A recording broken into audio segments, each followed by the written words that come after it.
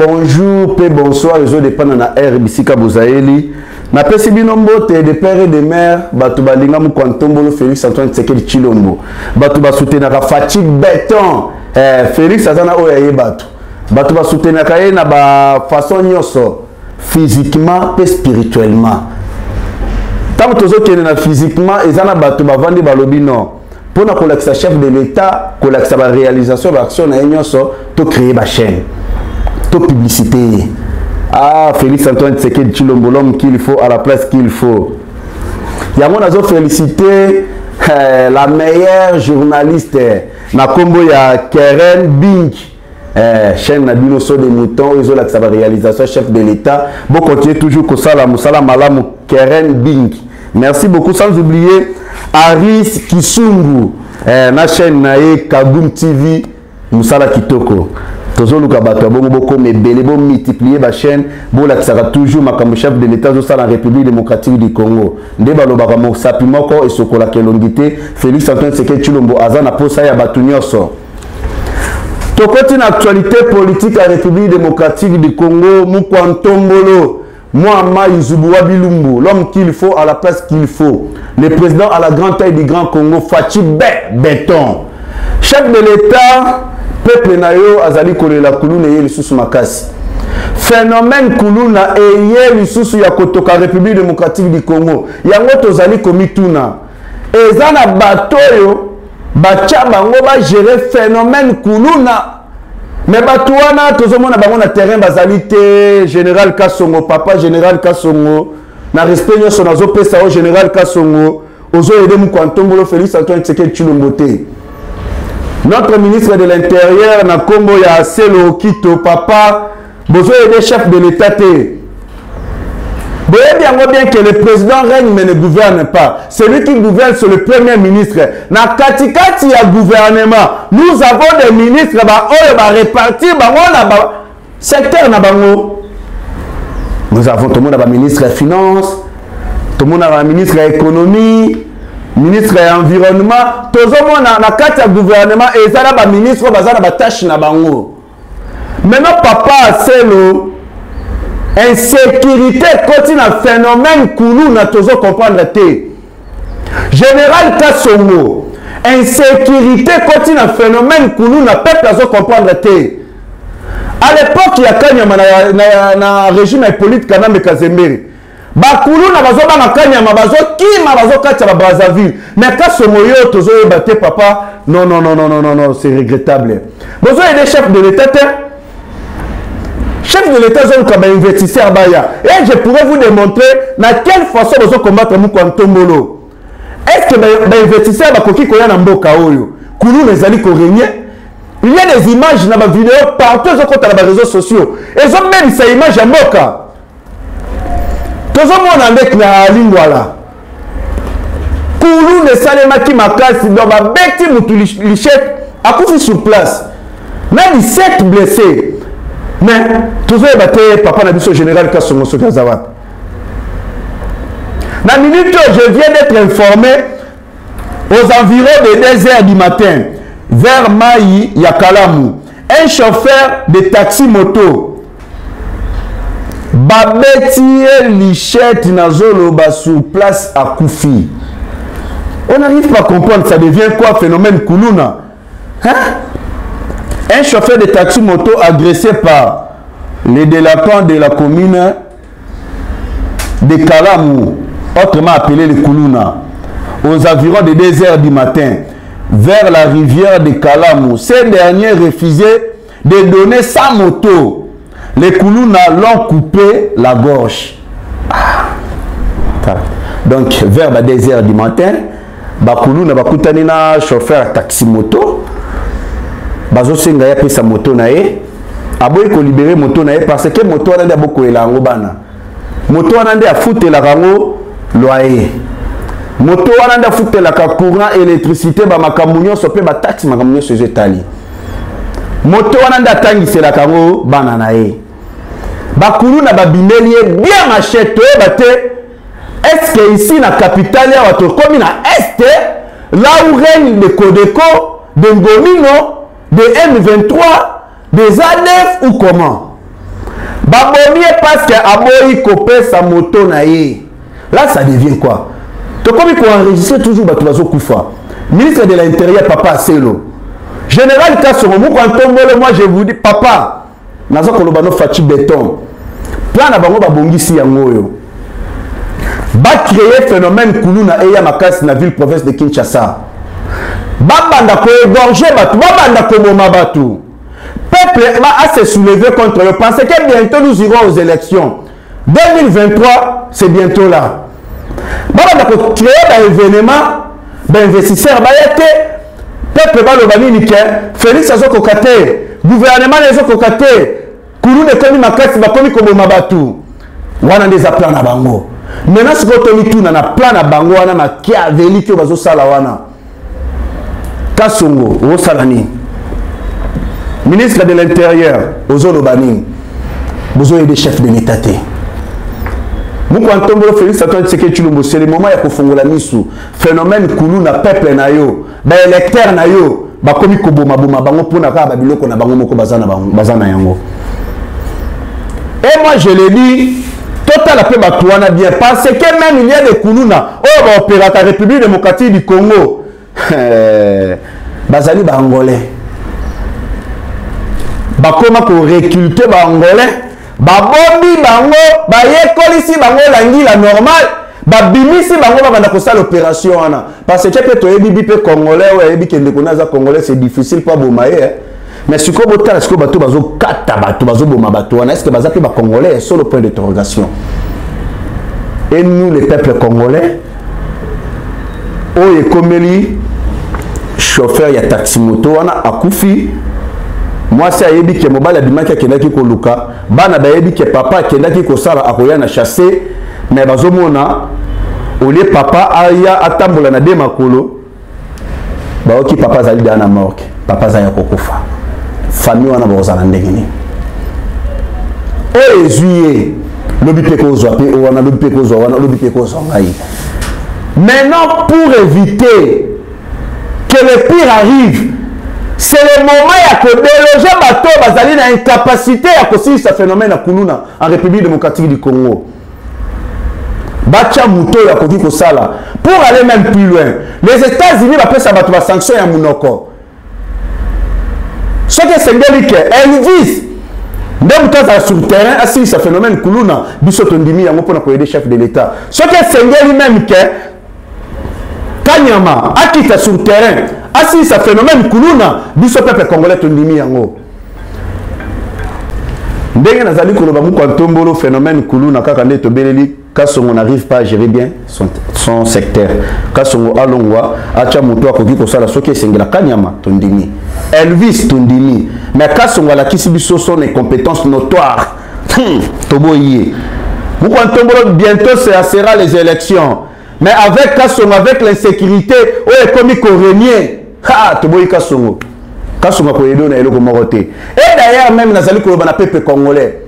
Nazali koloba na bawewa nyonso boyeba nazali kofungola bino vérité bawewa boluka pe ko identifier bato bozalaka na bango muto nyonso kumbaka moto aza ya IDPS moi je vous dis hein aza ya IDPS batu ya PPRD ba créer pe batu na bango pe ba taxi moto ba créer pe bawewa na bango maintenant bawewa na bango nde basalaka ba bavire batumbaka ba mituka batu basalaka ba désordre mais par après pour accuser l'IDPS oh batu bakumbaka ba moto ba wewa wana baza batu ya IDPS tokoyi ba kabale na bino toyebi ba jeune na bino bozo sala Félix Antoine Tshisekedi Tshilombo azolala te azobunda développement ya mboka ayeba secteur nini asimba wapi na ndenge bango mpe bazolala pe te bazokota na baplan machiavélique mpe diabolique na bango ndenge nini bakoki kocontre ye ndenge nini bakoki kobebisa image na ye vis-à-vis na bakongomani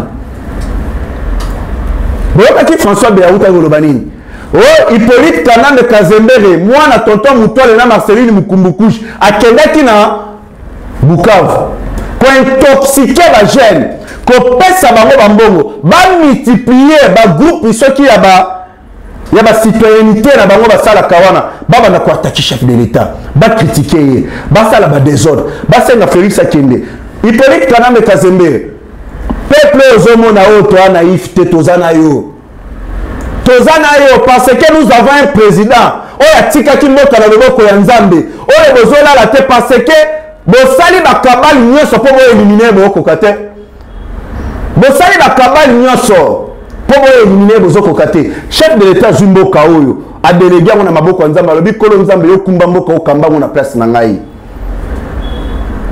chef de l'état atali verset biblique alobi ce n'est plus moi qui vis mais c'est le Christ qui vit à moi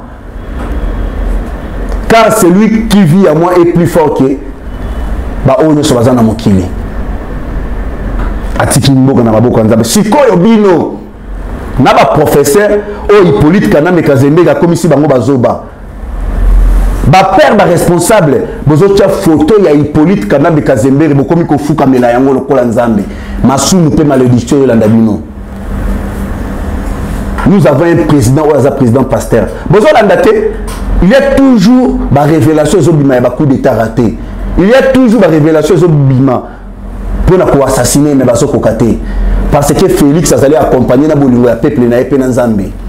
Donc, on barre la route, le plan machiavélique que vous avez vis-à-vis de mon conseil Mboka. Bolanda qui après Zoé Kabila, ancien gouverneur, il y a Tanganyika. Ndenge balongola ki na Tanganyika pona incompétence notoire na ye pe ko créer pe ba groupe ya ba miliciens insécurité pe ko piller ba richesse na biso na niveau Tanganyika ba chef coutumier ba lakisa ki chef de l'état ba makamunyo so balongola ki maintenant ba uti pe ko benga na ye na ndako na Gombe o asala ngo ba bureau na ye eza ya l'état eza ya ministère de la défense Bengani état de droit, qui bilo connaît Libanda et moi je vais vous poser la question qui dirige ce Kabila ou bien c'est Fachi Béton. Qui bilo Zoé Libanda, ou il y a changer combo, alors moi Zoé Kabila, on a eu comme on a eu Mwanzambala, papa tozana bino pour changer comme Mwanzambala. Qui a mon Libanda. Donc on a état de droit et jouer Betty. Ah bah tu vas dire qu'on va emboîter les pas. Tu vois comme appelle na tout nini, il y a Jeannette Kabila, Anna Katupula, Anna Katupula. Bakombo balukaka. Bango ba créer ba kombo ba fabriquer ba kombo. Tout na epé aussi to komi Jeannette Kabila attaquée devant la justice congolaise pour avoir escroqué la parcelle d'un ancien président du Sénat sous Léon Kengwa Dondo. Monsieur Philippe Cardozo Losembo a fondé Jeannette devant la justice et escroqué les parcelles. Parce que moi, je suis Hippolyte Kanambe Kazembere, au fond de Zoé Yonan, au fond de Jeannette Yonan. Justice, je suis ma maboko na bazale ba le tout puissant. Ok na bango wapi. Mais sikoyo Jeannette procès à la justice. Ce qui ndako wana escroquage wana et kozonge pas kolona ngo. État de droit fimbu tozana bino na état de droit. Avec Fachi Béton, bokoye ko la véritable justice ya état de droit. Jeannette Kabila traduit devant la justice pour la escroquerie. Il y a le pan où il y a battu un ancien vice-président du Sénat na tangu ya Léo Kengwa Dondo. Na kombo ya Monsieur Philippe Cardozo Losembo. Isaiah Rohinda. Fachi Béton. Moukantombolo Mouamai, le président à la grande taille du Grand Congo. Azola la zone matase komata. Président de l'Union africaine, président de la CAC, président ya SADC. Tola la bonjour mususu surtout comme Fachi Beton Matia comme pape parce que yazo matasé au matin comme pape je mususu on n'était jamais ngana bino point d'interrogation. Palou pe balalité. Na lo bato na lo baté palou balobi nini. Palou balalité palou la sali susu nini. Problème ni na palou. Palou balobi bako soutenir candidature ya Félix Antoine Tshisekedi Tshilombo na maponami ya 2023. Balobi pona bango Fachi ou rien. Palou no sona sima Fachi Beton. Fachi Beton. Azo matase komata. Après sondage on appelle ça que le sondage ya Bexi. Ndenge le baki que Félix Antoine Tshisekedi Tshilombo vainqueur na maponami ya 2023 abeti 30,9%. Ba Hippolyte, ba Soriano, ba Fayulu, au moins ba 13 banani yoka ekara musika. Mais na minute le sous chez eux bandi et 10 000 sous. Les Congolais contents de la gestion de Félix Antoine Tshisekedi Tshilombo à la tête du pays. Sondage américain Geopol. Selon les sondages réalisés en juillet 2022 par Geopol, auprès de 10 532 Congolais répartis dans 33 villages du pays et 145 territoires, le président Félix Antoine Tshisekedi Tshilombo est favori de la présidentielle de 2023. Sondage rappelons que par ailleurs que Geopol est une plateforme de sondage mobile dans le quartier général Ezali aux États-Unis d'Amérique. Fachi Beton bisona bino fingu tina li fobo babundi sara ya nzambe te on est toujours avec vous azo matase komata bino bosala ba plan na bino machiavélique mais Fachi azo matase komata tokei sikoyo koto ya nouvel ordre mondial. La Russie frappe fort. Au moins moi j'aimerais que balandi na biso meka ko comprendre moi et le corps. Poutine a l'ingara africain trop. Poutine avant en Afrique. Azala quand même agent et a servi de renseignement. Poutine au besoin wana. Avant en Afrique, il y a africain fort. Maintenant Poutine azwa tala lobino. Tokoki jamais kotika ba occidentaux oyo ba dominer Afrique. Tokoki jamais kotika ba européen oyo ba dominer Afrique. Et c'est un respect africain ezala ba africain. Maintenant Poutine azwa télé. Awa Vladimir Poutine yemoka lobiboye boyo kabalandi na ngai partout dans le monde. L'Afrique c'est le futur. Poutine. Le futur c'est l'Afrique. Quiconque osera de déstabiliser les pays avec lesquels nous sommes partenaires nous trouvera sur leur chemin. Le président africain doit commencer d'abord à écouter et respecter leur peuple avant de modifier leur constitution pour se maintenir au pouvoir par n'importe quel moyen. Pour faire plaisir aux Occidentaux, là je demande au président africain de consulter d'abord peuple Nabango avant de modifier soit la constitution na bino ya mboka pour na botika toujours na bokonzi pour na kosepelisa ba Occidentaux toboyi yango bo respecter notre volonté non ya peuple na bino. Poutine. Maintenant la Russie a vu que le col Afrique les amis terrorisés par les Européens, les Occidentaux, et nous ne pouvons pas tolérer ça. Russie, Balobi, Bazotia, 50 bases militaires na Mali. Comme objectif, Basala Kaba intervention rapide dans les pays africains où les alliés terrorisés par des rebelles soutenus par les Occidentaux, par les Européens, pour sécuriser l'Afrique. Poutine. Makambeza Robeba, sanction ba pesa ki na Russie. Russie a zobu kanyo aux États-Unis batali to pesa ki Russie sanction économique tout.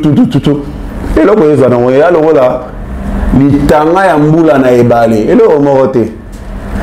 Maintenant ce que totali siko dollar et comme na C euro comme na C. Mbongo Russie comme likolo. Bo so solate. Makambeza ya Robeba, comprenez ce qui veut dire que l'insécurité qui règne à l'est de la République démocratique du Congo. Les M23 sont soutenus par les Européens. Les M23 sont soutenus par les Européens. Ce qui chef de l'État, Félix Antoine Tshisekedi Tshilombo, a lobby kaka Bungana va récupérer. Moi, je vous dis kaka lelo tozuye yango. Félix Azali ko jouer stratégie. Le Kola Bungana ezali contrôlé par les M23 par étiquette, mais ezali armée rwandaise. Maintenant, nous devons jouer ce qu'on appelle la diplomatie. Chef de l'État, le Kazo Salayang. On a parce que Papa Etienne a école ça bateau politique, mais diplomatie a bombé l'ango Félix Antoine Tshisekedi Tshilombo. C'est pour cela Azali diplomate de carrière. Bateau a bombé na sima ba M23 ba banda ko bima bango moko. Tozomona kota ba américain ba sénateur américain ba bomba naki. Bateau ya congrès américain ba bomba na sima M23 bazo bima. Tozomona ba européen bazo bima. Chef de l'État za na posa bimi sa bango nyoso na vidéo. Bon na bungana ngeza ngelo mwabo ya muke. Est-ce que bozi boyebi que no FARDC ba utaki ko bomba na mikolo eleki 51 M23 tués par nos FARDC. Merci ma pinga ya mboka de père et de mère. 51 déjà M23 baboum. Mais FARDC a dit cette fois-ci to ko bomba bango mais to ça la publicité té. Poto yebi bango bazala ba to bomba bango ba rebelle na ba bomba ba congolais. Mais tant to ko ba bomba bango lo wa mayebo. Bato droit de l'homme bazu atelemi au droit de l'homme tozana bino bongo FARDC matuza tozo moment désordre sakana la FARDC mais le kozo ebangisi bango quand le président Félix Antoine Tshisekedi Tshilombo akendaki na Tchad na fête anniversaire ya indépendance ya Tchad atali armée tchadien alobi non et PCS stratégie pour akoka kosali sa réforme na kati ya armée appelle ça na ba congomani na peuple congolais de père et de mère armée ya makasi o ezali na infiltration te e ezali toujours na bana ya de père et de mère na kati réforme azolo bana bino réforme ezoya ah Fachi Beton yo boma batu na tension ozoye kolisa batu politique ndeza bo politique bazotanga politique cours ya politique ozopesa bango même cours Félix Antoine Tshisekedi Tshilombo a utilisé pour na kolakisa la MONUSCO akoki kosilisa jamais sécurité na l'est de la République démocratique du Congo. Ce sont les mêmes MONUSCO pe bakoma pe groupe rébellion qui opère à l'est de la République démocratique du Congo tant que tozolo ba ADF groupe ya rébellion état islamique tozomona ba ngomino ba Codeco ndenge pepe totanga ba M23 ndenge pepe totanga pe na MONUSCO. La MONUSCO en fait partie. L'insécurité zo revient na est la MONUSCO en fait partie. Siko bomi tout nanga siko pona nini MONUSCO azana posa ko kenya na STT azana posa ko quitter ba territoire congolais té azana posa ko quitter République démocratique du Congo té. C'est parce que la MONUSCO ba yiba kambongo ba yiba ka ba minéraux na biso ba coltan na biso ba matière na biso ba yiba ka mbongo na biso bazo yiba ka wana na koboma ka ba congolais na makila ba yiba ka ba yibi ke soki bazu ba longwe akao. Maintenant, MONUSCO est en train de créer des stratégies pour la nini, batikala toujours na est. Batikala toujours na sol congolais. Car nous avons compris tous, là où il y a la MONUSCO, c'est là où l'insécurité règne. Si la MONUSCO quitte, na lo baso MONUSCO na katanga kuna insécurité, Kasai. Katanga kuna tutara na bakasai kuna ba place MONUSCO azate sécurité pesate place MONUSCO azale sécurité za ceux qui tozuka exemple to longoli ka MONUSCO to chaka na kasai tout insécurité comme kuna car l'insécurité c'est la MONUSCO si vous le voyez bazo ya kokende boka je loni na MONUSCO basali loni na MONUSCO bayokani va bombarder centre électrique. Je ne sais pas si c'est un centre électrique ou bien centre drone, ceux qui comment là. Déjà, du truc là, centre électrique ou comment. Déjà, il y a bongo. Oyo, ils ont construit par Bango Moko.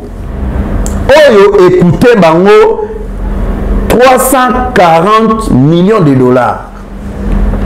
Ils ont un niveau, il y a Nord Kivu. Ba bombarder yango bango moko. Après que bombarder yango balobi c'est le M23 qui ont bombardé. Vous comprenez parce que les Congolais sont battus.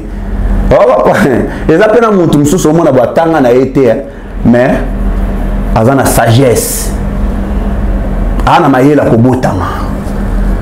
On a vu sur les Congolais qui ont bombardé en Bango Moko. Ce sont les M23 qui ont bombardé. On a pas un exemple.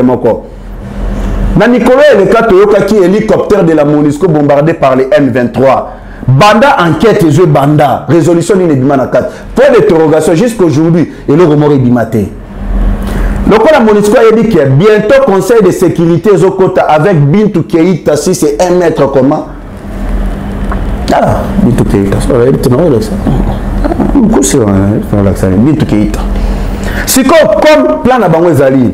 Dans le conseil de sécurité, Bakolo Baboué, Ndenge ba M23, ba bombardé centrale électrique na biso to construire qui tozo senga tozala toujours wana to sécuriser biloko na biso to bundisa insécurité longana to sécuriser ba biloko na biso ba installation na biso nyonso. Moi je vous dis la vérité, Bozo Kende. Bah scénario Bozo Salawana et Bozo Kende. La MONUSCO doit partir. Et vous allez partir. Moi je vous dis la MONUSCO, vous allez partir. Car nous savons tous que la MONUSCO a une mission pour maintenir l'Afrique sous développement. Et vous allez partir. Car les peuples congolais ont décidé. Papa Tchèque Tshisekedi doit mouloumba que son âme repose en paix. Alors qui n'a dit prenez-vous en charge. Et les mêmes peuples au Bafongoli Misu, mis en charge. Et nous avons dit la MONUSCO Bakende. Nous n'avons pas besoin de la MONUSCO dans notre pays. Vous allez partir. Vous savez, le scénario, vous allez partir car la MONUSCO opère avec les M23. Vous allez partir. C'est ainsi de retrouver solution à la sécurité dans l'Est de la République démocratique du Congo. Tokoti Siko na Makambo. Vous avez posé l'élection. Le peuple congolais te dit oui. Tu as posé l'élection. Mais la négativité. Mais, et bien ici phrase. Recensement, na identification nationale. Je félicite Noël Tchani. Ozola li saba étranger te Moïse Katumbi azola la na mbetu na ba ketch na makolo. Martin Fayulu azola la na mbetu yoka kabakata na basuli na veste azolongola te moi si na camerounaise azo comprendre te makamunini. Kolela na kolela. Noël Tchani alobaki to protéger ba poste clé ya mboka na biso. Mon conjoint a dirigé yango et sengela za la congolais des pères et des mères. To kotiseli bango ba Rwanda ya liboso. Vertige Jésus bandé pas na Moïse Katumbi. Vertige Jésus bandé pas Martin Fayulu. Mais ce qui Monsieur Soriano Daniel Ramisi. On dit que vous allez congolais. Vertige ya loi des pères et des mères et dérangé pour nani. Martin Fayulu, moi na ya Jean-René Fungi. Ce que vous dit que vous allez congolais, même aux autres congolais. Mimi, celui qui se sont piqués connaît l'affaire. Bami yebi que vous allez bana yambokate. Mais ouais, tiens, telle agitation na bango. Alors bien, fente bino boningani. Nous monsieur chez Hollande lissos. Moto est la président de la République démocratique du Congo. Bien sûr, azan les Congolais des pères et des mères. Mais la négativité, frères et baby. Moi si na épée. Et ce n'est pas à la paix des pères et des mères. Comprenez vous-même que Martin Fayulu a moi si na yazali soki camerounaise. Moïse Katumbi moi si na yazali soki rwandaise parrain na yazali Paul Kagame. Bala la raté bala balali. Vous avez demandé les élections mais nous sommes prêts pour les élections mais avec qui au Kenya bango na maponami. Vous avez pour ces élections Félix Azali démocrate. Pour ça les élections. Mais tokokina ba élection na banani parce que problème ezali Mukwantombolo moi Mai Nzubuwa Bilumbu l'homme qu'il faut à la place qu'il faut le président à la grande taille du Grand Congo Fachi béton Mukishi a Betisete Facha Lobi nini pour ça moi beno Facha Lobi Martin Fayulu Kizuluzu me bandi Moïse Katumbi malade bandi Boka kite Frank Bion azwa kangama qui a piqué crise na hôpital universitaire ya Lubumbashi. Alors la prochaine nomination, le rôle est impoli. Le rôle est à la visibilité de la problème mental, comme on a les alités, la mandataire, le baocha. Kizungu toublé. na hôpital mai bozozo mise wana bozozo mise ne mai nde ya basusi facho boma batu na basusi na Congo siko to kei facha lobi nini chef de l'état instruire à lobi nini Mukontombola lobi bwe le président de la République démocratique du Congo Félix Antoine Tshisekedi Tshilombo de père et de mère mwana ya Etienne Tshisekedi Wamulumba mwana ya mama Marthe Kasalu mobali ya mama Denise Nyakero Tshisekedi asengi ONIP oyezali Office national d'identification de la population ba mettre base de données pona ba répertorier ba congolais nyonso partout dans le monde ba répertorier ba congolais partout dans le monde ah Fachi Beto kizungu tous les deux bandits tokoye basiko nani aza congolais nani azali congolais te bientôt nous irons plutôt na loba bientôt nous aurons la carte d'identité des pères parce que jusqu'aujourd'hui tous allez considérer comme Zaïrois on a congolais tous allez Zaïrois parce que tous na identité te tous a toujours na identité Zaïrois si vous faites que tous la carte d'identité tout comme est-ce véritable ba congolais ba congomani identification de la population chef de l'état instruit déjà tomoni siko le directeur ya ONIP papa Richard Ilunga Tumba Martin Fayulu a commis quoi attaquer.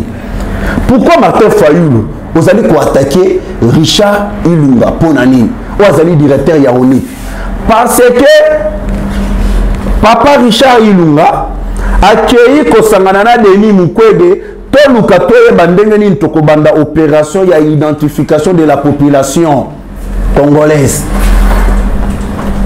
Martin Fayulu a commis danger à celui qui rien abadi kobundisa directeur ya ONIP.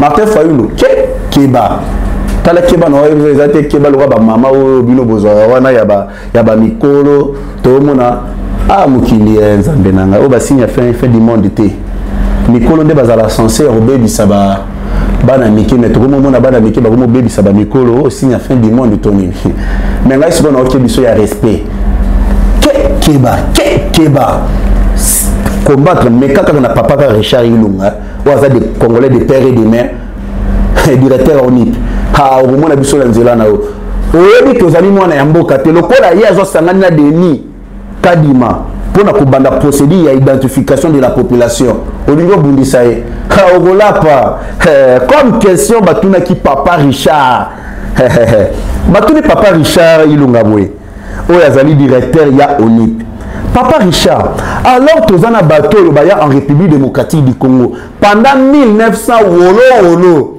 sikoyo tokoyeba bango ndenge nini mangwele ezali mangwele de père ngana na mangwela yo za na mangwele na luketo za ya bisote bisote ni mangwela luketo te politique na megazeme ba mangwele ya luketo banani ya luketo to yebi yangote to yebi ba série A na ba série B ya luketo to yebi yangote wana beza ba Rwanda biso ba mangwele ngaza mangwela batuni ba biso bato ba ya pendant 1900 wolo sikoyo tokoyeba bango ndenge nini ke bazali ba congolais te réponse ya directeur ya office national d'identification de la population na kombo ya papa Richard Ilunga Tumba à répondre à l'obibwe juste empreinte ya pambo moni comme ça pion opposant on na machine là on va opposant on moni wa le congolais valeur va pesa na dollar pour dire que dollar c'est zika moi bukata na ya muke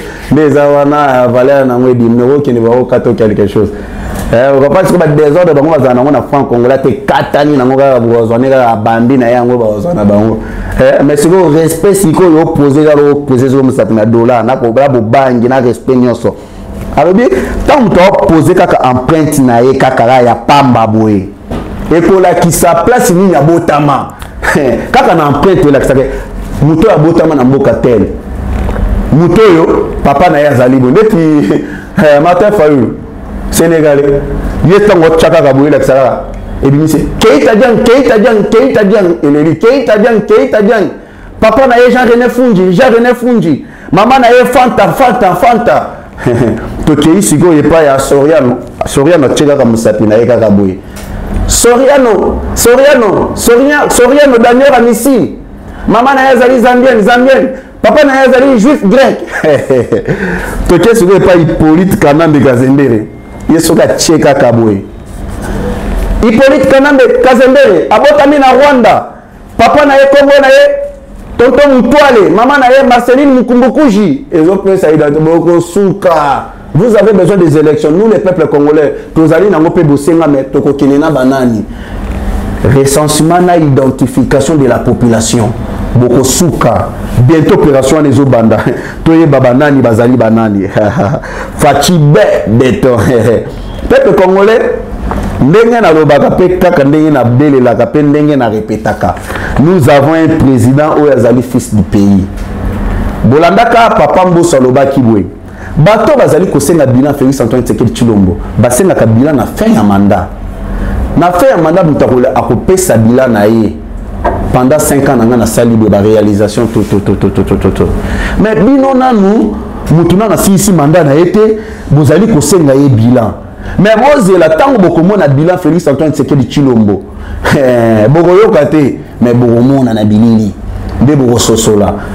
Papa Mbosa lobi to pesa Félix Antoine Tshisekedi Tshilombo second mandat parce que tu es papa ne tu es maman nae. Ça veut dire beaucoup. Mais si on bateau batunara oh Félix a promettre à salité à lobaki ngana kotuna bino na nos questions 5 chantiers. Il y a Hippolyte Kanambe Kazembere, il y a modernité et kenda wapi 5 chantiers nae. Il y a révolution de la modernité en marche 5 chantiers kenda wapi. Tout le monde a vu ce pancarte. Au TGV, train à grande vitesse. Tout le monde jamais comme on a yango. Babato, tout le monde jamais comme on a yango. Banzela, tout le monde a vu ce logo moroté. 5 chantiers. Aussi Sabidimbu. Si Sabidimbu, il y a beaucoup de Congolais. Si Sabidimbu, il y a quoi investir dans Kingakati. Hippolyte Kanambe Kazembere, ils ont mérité.